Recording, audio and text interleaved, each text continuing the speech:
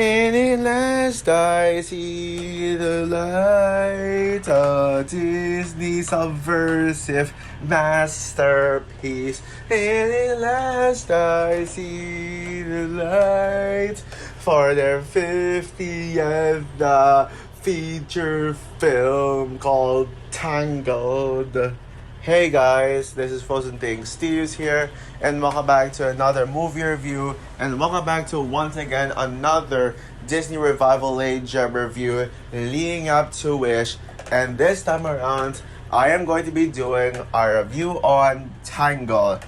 So Tangled is the second Disney Revival Age film after Princess and the Frog, and is the 50th, emphasis on 50th Disney animated feature overall, the 50th film in the Walt Disney Animation Studios canon, and came out in the year 2010, the same year as a lot of awesome animated movies came out, like Toy Story 3, How to Train Your Dragon, Megamind, Shrek Forever After, the underrated Shrek Forever After, the underrated Legend of Oz, Legend of the House of Gahul, and also the pretty good Despicable Me. Despite unpopular opinion, I think Despicable Me is one of the weaker animated films of that year. And it's directed by Brian Howard, Byron Howard. Yeah, that's a pronunciation. Who directed Zootopia and Encanto. And as you can tell, he's one of the best Disney directors next to Chris Buck. Since he directed two of my favorite original Disney films, Zootopia and Encanto. I mean, wow, what a career. And also Nathan Greeno, who mostly worked on shorts, so this is his only film technically. And it stars Mandy Moore, Zachary Levi, Donna Murphy, Ron Perlman, Jeffrey Tambor, Brad Garrett, etc. And so basically, the plot for Tangled, it tells a story of, pretty much a fairy tale that everyone knows about. So, but if you haven't seen this film yet and you want me to summarize it, well, I will most certainly summarize it for you. So, it's about this this princess named Rapunzel who was kidnapped by this evil witch named Mother Gothel. Like as a baby, Rapunzel was kidnapped in hopes for Gothel to make herself to use Rapunzel's special powers, quote unquote, to pretty much make herself look good, and so she uses and so she brings the magic to Rapunzel's hair, and that's pretty much what makes Rapunzel's long hair is what makes Mother Gothel look young. But then one day Mother Gothel actually wants to make sure that Rapunzel doesn't come back to her former parents. Otherwise she will the spell will be cursed. I mean her spell will be broken. But Rapunzel desperately wants to go out into the real world. But Mother Gothel doesn't allow her. She says that it's not safe, and not safe, all that stuff.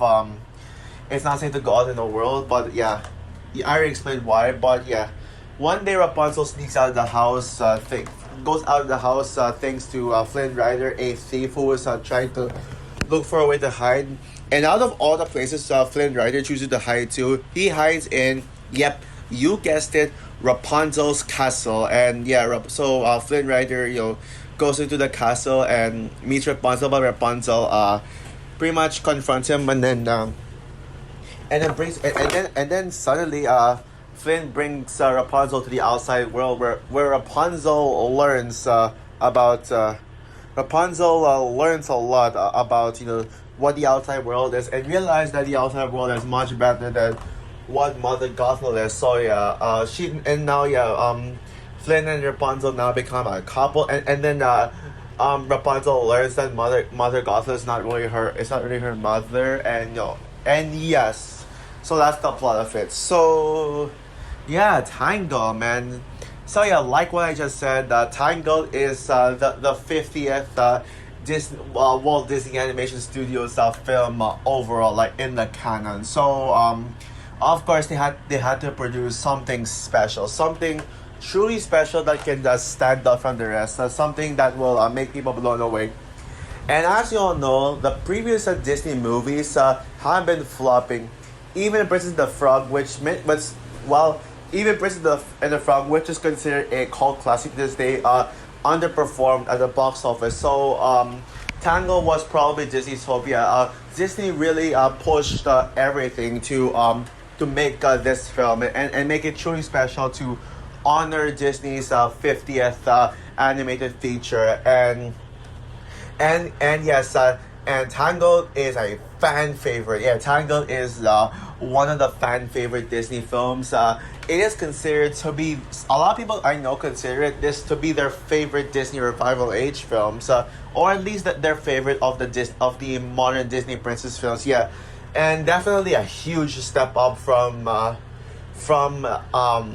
well, Princess and the Frog in terms of Disney revival age films. It literally made a ton of money. I mean, this is literally the movie that brought Disney's money back. Yeah, this is the first. This was the first Disney movie in Donkey's years to actually be a box office success. To be successful at the box office. And yeah, and so I gotta say, I absolutely love this movie. Absolutely love this movie. I can totally see why it's a fan favorite. Yeah, Tangled is a freaking masterpiece. And also, guys, by the way, fun fact: Tangled was actually the very first Disney movie I saw in theaters. So yeah, the very first from Disney. I mean, straight Disney. I actually did see two Pixar movies in theaters. Which is probably why I grew up with Pixar more than Disney. Yeah, I saw Cars in theaters, which was the very first movie I saw. Not a worthy first movie because I'm not a Cars fan. Sorry. And the other one being Up a year before Tango. And I also did see a few couple of films, but Tango is among my first 10 movies I ever saw in theaters. 10 or maybe a little more than 10, but whatever. This is still the first Disney movie I ever saw in theaters. I mean, yeah, the first Disney movie. Yeah, and I'm very happy that this is the first one because this is definitely a worthy one, and this actually got me to watching more Disney movies. You know, like Wreck-It Ralph, Frozen, and so on and so forth. You know, like that. And yeah, whenever I see even though I don't usually get into movies marketing back then. Yeah, whenever this is the movie that made me a Disney fan because now whenever I see a Disney logo, I would instantly watch it. I will be like, okay, I'm seeing this. Although normally I don't watch trailers. I mostly I mostly look at posters and the list of movies that's showing to know which movie is coming out. The memories. Yeah, the memories. And yeah, Tangled is a freaking gem. And and on this recent viewing, I think Tangled is even better. Yeah, the more I rewatch this movie, the more this movie just keeps getting better and better and better. And I'm gonna go as far as saying Tangled is my favorite animated film of 2010. Yep, my favorite animated film of 2010. Yep, even over. Yep, this movie is better than Toy Story 3, better than How to Train a Dragon, better than Megamind, better than Despicable Me 1. Well, majority says this is better than Despicable Me anyways. And yeah, but you know, Toy Story, How to Train a Dragon, which is to consider as the two best anime films of the year. I think Tangled beats out both movies to me. And yeah, this movie is just a perfect film. This movie is just perfect. And yes, I did add this in my top 10 favorite Disney movies. Yeah, if you saw my top 10 favorite Disney Disney movies, then this is in it. This movie was and even it was even higher than some of the Disney Renaissance era. Yeah, literally the only Disney Renaissance film I think I would prefer over this is of course The Lion King. I mean, Lion King is top tier animation, and this didn't really reach it. I didn't really go as far as putting this in the top 5, but top 10 definitely. And this is certainly a top tier in the Disney revival age. Where would I put it? Well, Well, Frozen 2 and Encanto's Zootopia, Big Hero 6, number 5, yeah, I will put it number 5 in the top 5 most certainly. And so yeah, now let's get into what exactly do I love about Tangled. What exactly is it that makes Tangled so special? Yep, what makes this? Oh yeah, also I like to ask. Well, this is my second favorite movie, 2010. Inception will always be my favorite movie, 2010, and nothing can change that. And honestly, it's not even close. But Tangled is most certainly second. Yes, and yes, I prefer this movie over The Social Network. Yep, unpopular opinion, but I don't care. But anyways, yeah, let's get into all my praises that I can sing for this film. What can I say? Okay, first of all, let me just get this out of the way. Yeah, this let me just get this out of the way. The animation is a freaking game changer. The animation in this one is just so this is a holy shit kind of animation. This animation saying the animation is beautiful is an understatement, because this movie saying this it's gorgeous is an understatement. I know this is one of Disney's rare 3D animated films, and at the time 3D before this movie came out, there are 3D animated movies that don't get a lot of recognition. They're just mostly Disney's experimental. But this is the movie that truly kickstarted the trend of Disney making these 3D animations. And I gotta say, that's the 3D style in this one. Like saying that this is impressive is an understatement. Like this most certainly has one of the best animations in the 2010s, and this actually leaves you questioning how the hell did Disney do this, because this is released in 2010, and I mean the earliest of 2010, the first year of 2010. The first year of the decade, and animation is like 2019, or maybe not quite 2019, but 2018 standards. Yeah, it's just so advanced. And a lot of the animated films in the later years look even more outdated than this. And this release just came out in the same year where a lot of animated films have outdated animation. Even in 2010, cough cough, Despicable Me. But this one, it will never get outdated. This really stood the test of time in animation.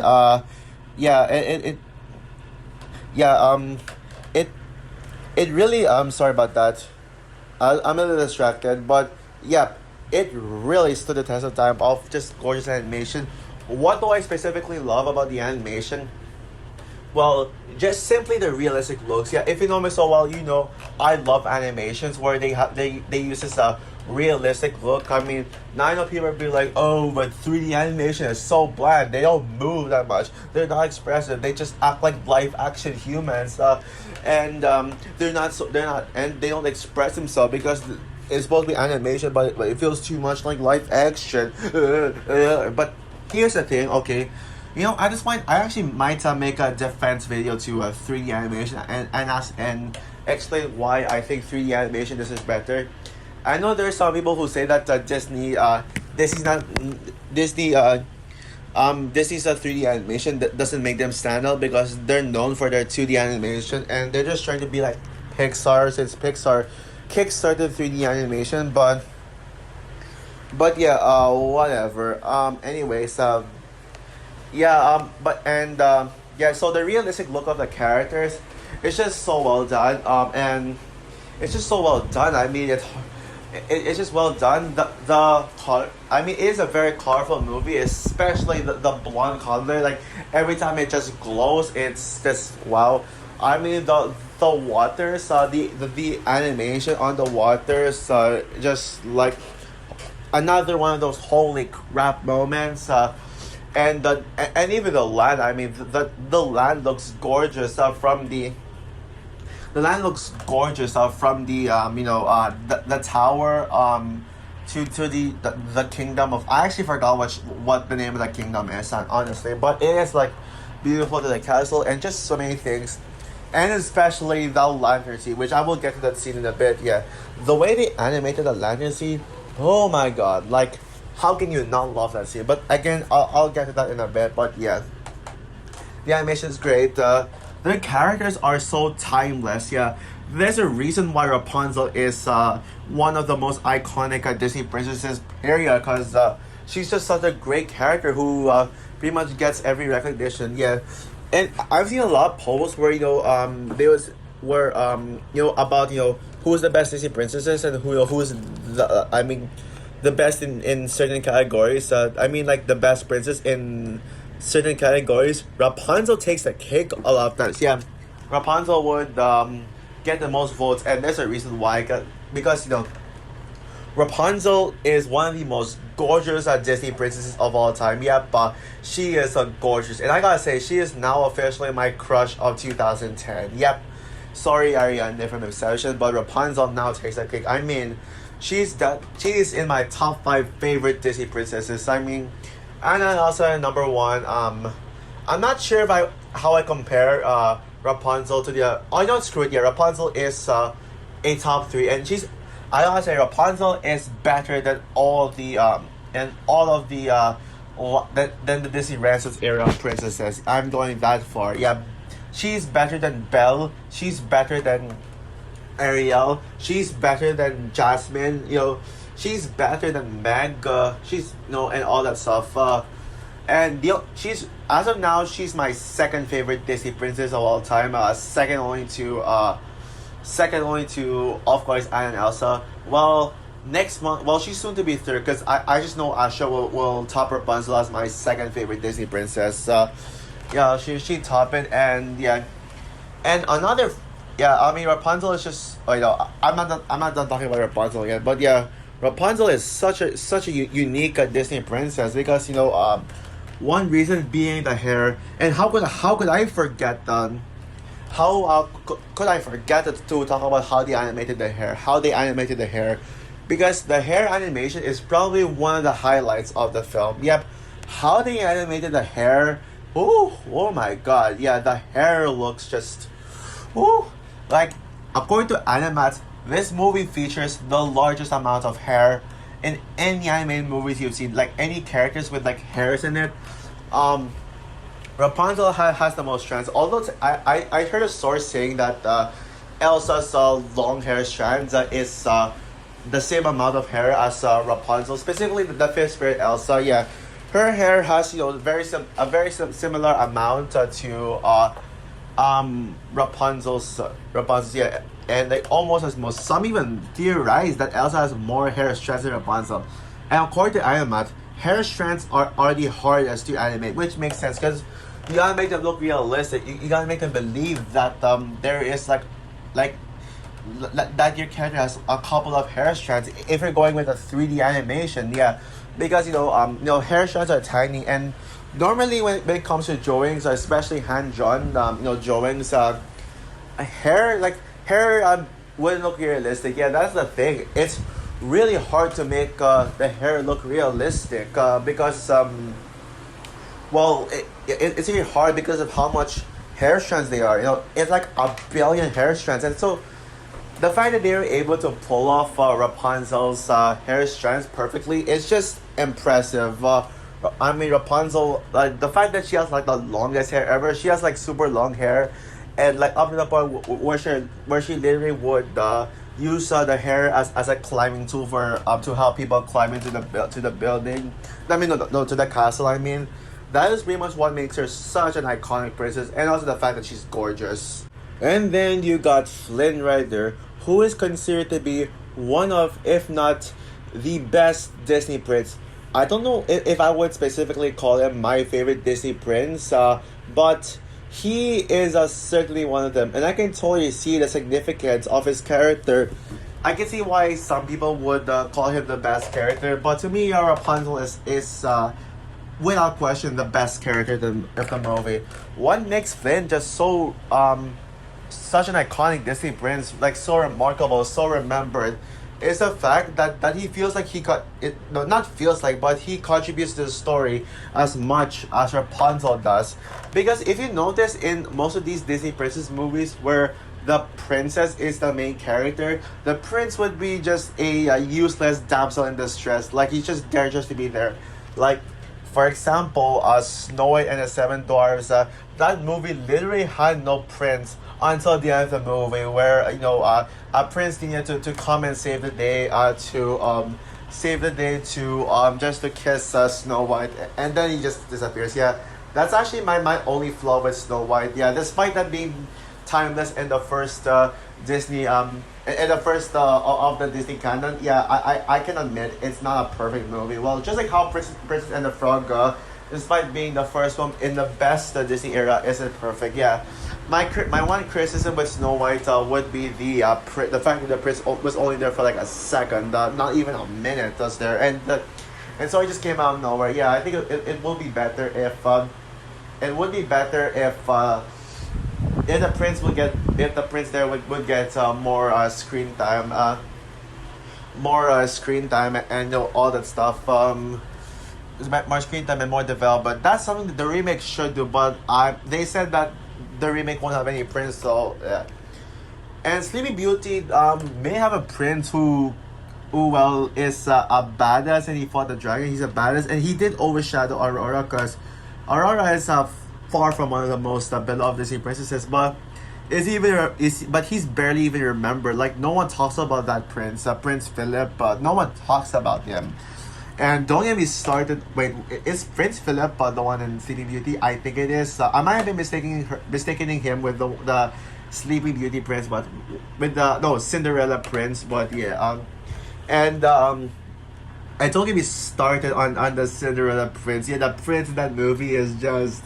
Who cares? No one cares about Cinderella's prince or whatever his name is. I don't even remember the name of Cinderella's prince. So yeah. So and then you get a few Disney princess movie where the prince is the main character, like Aladdin, for example. Yeah. Oh yeah. Also, Beauty and the Beast is another movie where the prince gets more screen time. Though the Princess and the Beast and the prince in that movie is the villain of the movie. So you can clearly tell. So you can clearly see what Flynn Rider has compared to other Disney princesses. Now, you may think I'm going off topic, but I'm just comparing Flynn Rider to all the Disney princesses that I just mentioned. Yeah, you can clearly see the significance. And there are a lot of girls who simp on him, who are Flynn Sims. Yeah, just like a lot of boys like me are Rapunzel Sims. And I can totally see why, because, I mean, for a man, he sure does look hot, not being gay for it, by the way. But yeah, he actually does look handsome. Like he looks like one of the most handsome characters ever, and he actually has such great character development as well. Like, he's just he at first he's just some guy who trying to run away from getting caught, and then he hides up in Rapunzel's tower, and then once you see Rapunzel, his life changes. So technically, it's as much of a Flynn story. I mean, it's as much of Flynn's story as it is as Rapunzel's story. And Zachary Levi freaking nails it with this role. Yeah, Zachary Levi is one of those stars who started two of the biggest studios ever. I think that both Flynn and Shazam are tied as Zachary Levi's best performance. If I were to choose one, I'd pick Flynn Rider slightly more. Mainly because of how Tangled is better than both. Tangled is superior to both Shazam movies. Although you can't deny how perfection Zachary Levi gives Shazam in the Shazam movies. Yes, even Shazam 2. And honestly, yes, I defend Zachary Levi's performance in Shazam 2. I don't find him childish like what people say. And he does feel like he grew as a character. Well, he still had the comedy bits to it, but he still grew mature. So yeah, and by the way, Zachary Levi still gets hated on for his comments about Shazam 2, saying, "Oh, Shazam 2 is gonna be great. Watch it." And him defending James Gunn. Yeah, people like viewing him as a narcissist. Yeah.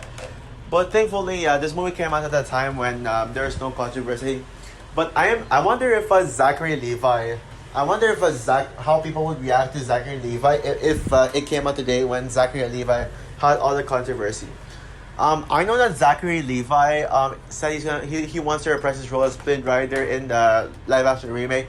Honestly, it's not gonna work. He's way too old, and they're gonna cast an actress in her early 20s as Rapunzel. So early 20s as Rapunzel. So yeah, it's not gonna work. And by the way, yeah, as for my quick thoughts on the Rapunzel remake, the Tangled remake before we move on. I mean, yeah, it is a bad idea, but I personally don't mind it. As I think they could make a good casting. I personally want Kieran and Shipka to be Rapunzel. I would have said Florence Pugh, and I know Disney wants Florence Pugh to play Rapunzel, and I wouldn't mind that. But after seeing Totally Killer, I actually think I can. And on reflection, I think Kieran and Shipka should play Rapunzel. I think she might make an awesome Rapunzel too. And Zachary Levi should probably play King. What's his king name again? I know the queen's name is Queen Ariana, but I forgot the name of the king, honestly. But anyways, moving on. And then we got the main villain of the movie, Mother Gothel. I went into total detail on Mother Gothel's character in my review on, no, in my top 10 favorite Disney movies when I talked about this movie. So I'll keep it a little brief, but yeah, Mother Gothel is one of my favorite Disney revival age villains. And this is actually the last time we saw a straight villain in a Disney animated movie.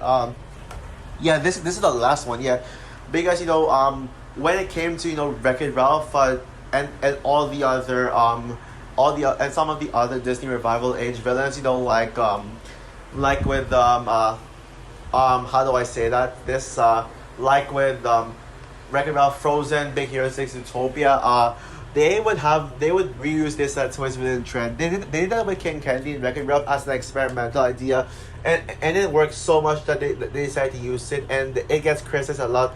Although, with the exception of Hans, I personally don't mind the twist villains. And then also we get some other Disney movies where either they won't have a villain at all, or they had a villain who redeems him or herself with Namari from Raya and the Last Dragon.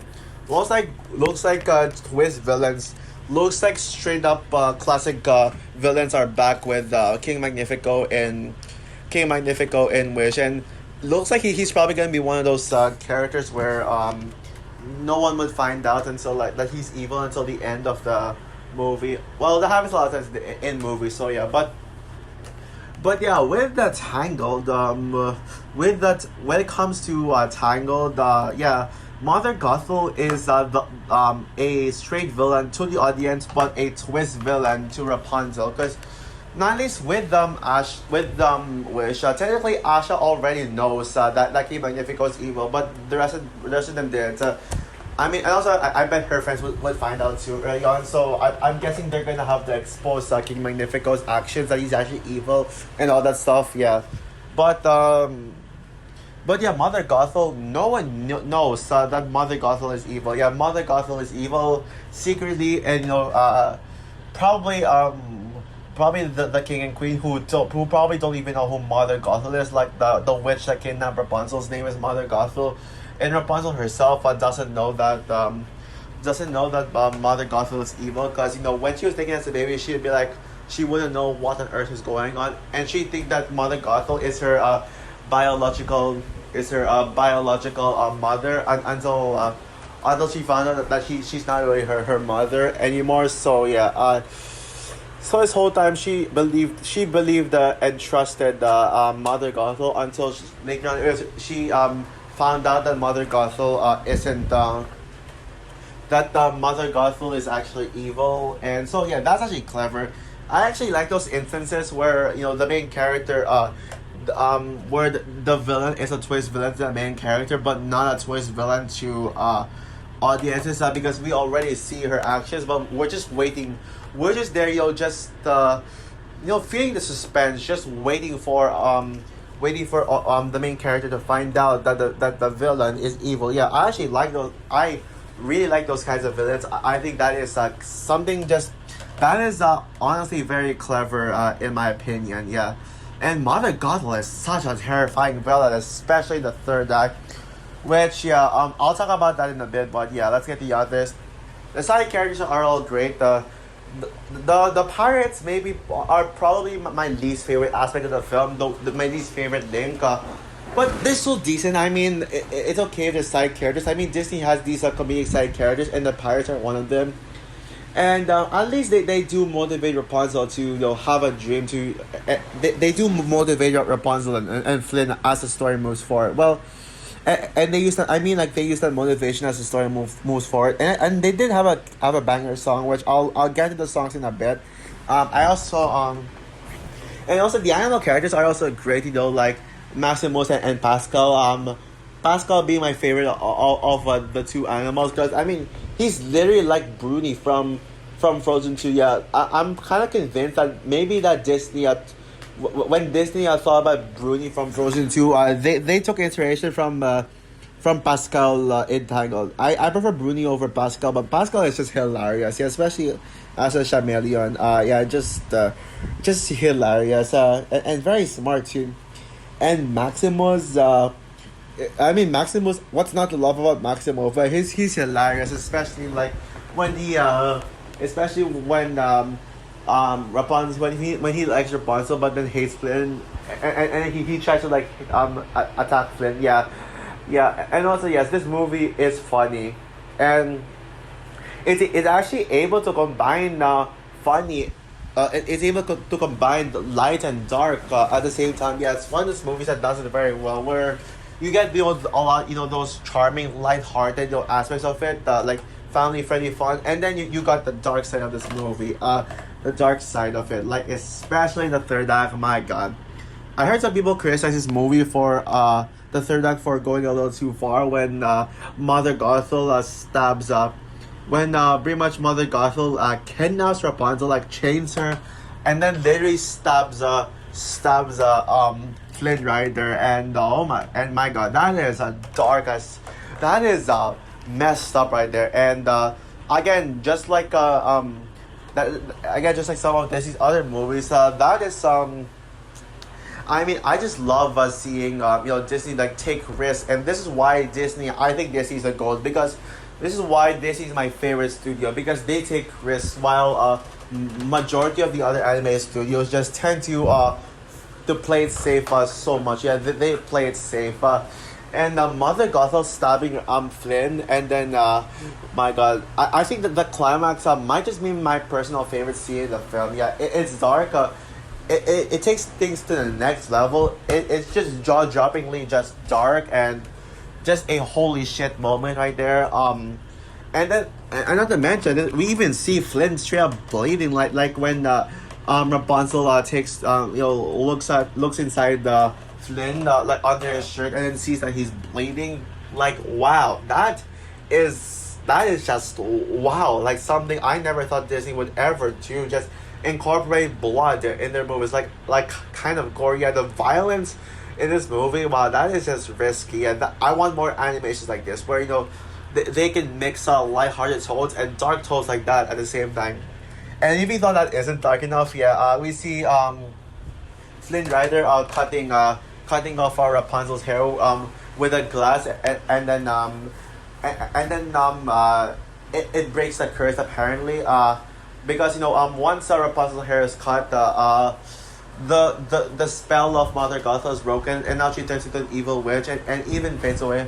How does Flynn Rider know that Rapunzel is that cutting Rapunzel's hair is what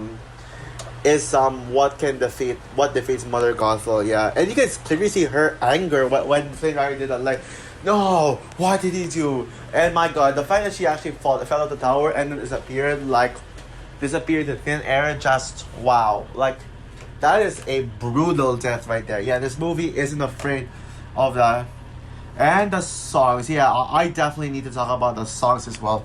All the songs in this movie are absolutely iconic, from the opening song of "When Will My Life Begin" to the reprise song to "Mother Knows Best," which is not as much of a villain song as I thought, there was a reprise version of "Mother Knows Best," which is a legit villain, which turned out to be a legit villain song. And then we got more reprises, and then I've Got a Dream, which is the weakest song in the film, but still a lot of fun and catchy. And of course, the best song in the film, "I See the Light." And at last I see the light. Yeah, like, how can anyone not love "I See the Light"? That is one of the most beautiful and romantic Disney songs. In fact, like seeing Rapunzel and Flynn on the boat together and watching Atlantis, that is probably the most romantic scene.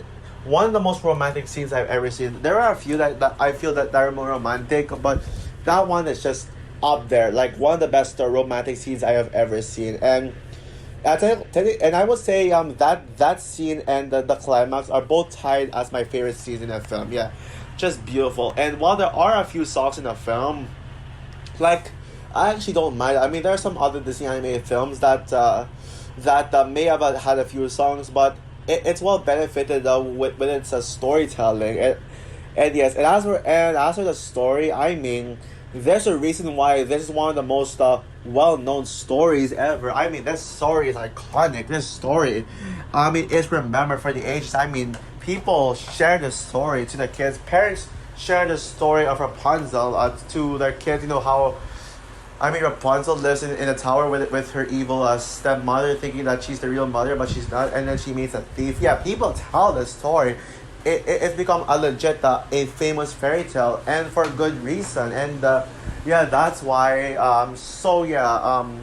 The story, I don't have other things to say other than it's just iconic.